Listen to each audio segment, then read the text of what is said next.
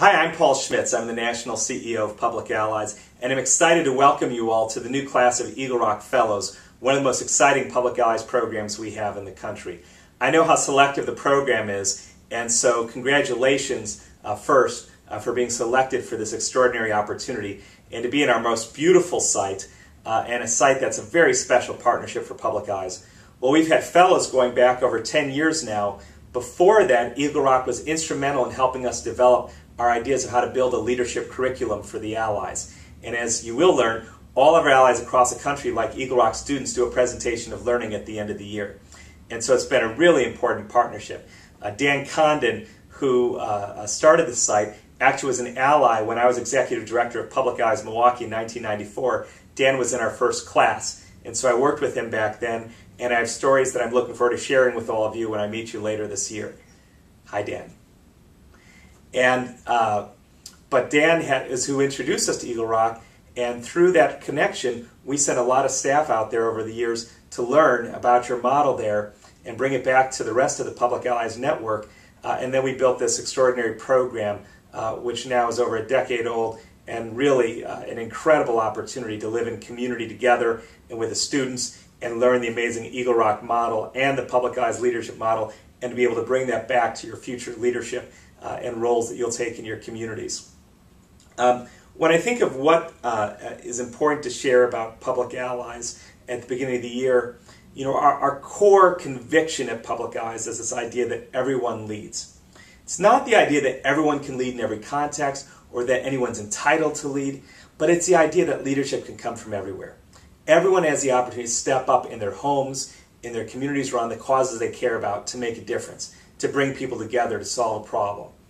And so for us, the idea that leadership is everywhere is critical. We know from the civil rights movement, from other periods of history, from the revolution, we know that leadership, it's always been the leadership of the many that solve problems. It's never been just one charismatic, inspiring individual. It's been many people acting at all levels of society to solve problems that create social change. And so for us, we want to be that group that is a catalyst for many more people to find their leadership and step up wherever they are to make a difference. At Public Allies, we have a new definition of leadership. It's based on the idea that, one, leadership is an action that everyone can take, not a position that few people hold. It's something that belongs to everyone. Anyone can step up. It doesn't mean that everyone deserves to lead. It doesn't mean that everyone has to be at the table on everything. But it does mean that within any context, everyone has the opportunity and ability to step up if they're willing to take that responsibility. And that's the second part of the definition, because leadership really is about stepping up and taking responsibility to work with others on a common goal. And that responsibility, that accountability, is the core of leadership. When we step up to lead, we're holding ourselves accountable to those we bring together and to the goal that we've set. And the third part of our definition is how we lead. And to us, it's the 5 core values of Public Allies, which are essential, we believe, to leading today. And that's what you're going to be learning and exploring and discovering throughout the year. The first is asset-based community development, which is the cornerstone of our values. It begins with the belief that every single one of us, each of you, Dan, Mark, Robert, me, all of us, are half empty and half full. We all have skills and talents and gifts that make us successful leaders and make us the kind of people that become Eagle Rock Fellows. But we all, I'm sure if I talk to your former partners or best friends or family or brothers and sisters, I could probably learn that, like me, all of you have shortcomings and challenges as well. The reality is that when we come into service, when we come into leadership, we come in as people who are half full and half empty. And the people we serve are also half full and half empty. And so whether we're working with the students at Eagle Rock or each other as allies or others in the community, we have to come in as half full and half empty people working with half full and half empty people. And it's our job to find and acknowledge that strength, those gifts in each other.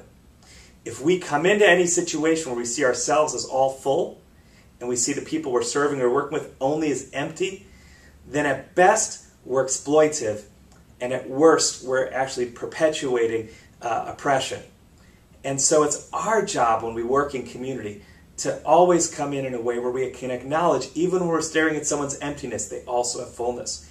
And to bring our fullness, but also the humility that we're empty as well.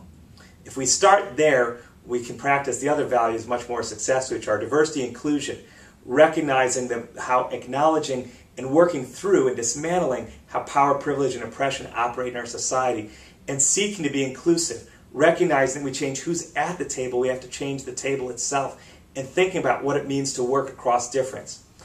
The third is collaboration.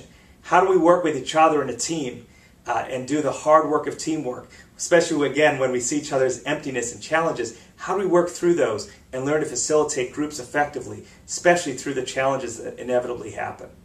The fourth is continuous learning and our commitment to constantly seek feedback and to learn and improve and walk into situations thinking about how can we learn, how can we improve, what are the questions we need to ask. And the fifth value is integrity. And for us that means how we hold ourselves accountable to those we work with, those we serve, those who came before and contributed to our leadership, and to the goals that we set. How do we hold ourselves accountable to all of that and to really think through all of that? We see in the nonprofit sector and leadership, a lot of times leaders hold themselves accountable to maybe some group of people, but not everybody. And we've got to think in an integrated way about how we do that.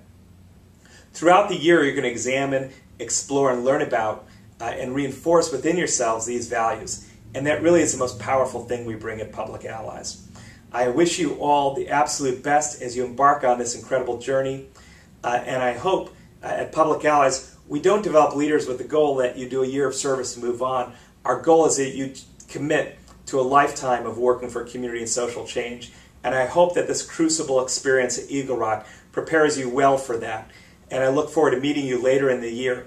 I have a book coming out in November called Everyone Leads, Building Leadership from the Community Up, that tells the whole story of Public Allies and also tells the story about our partnership with Eagle Rock.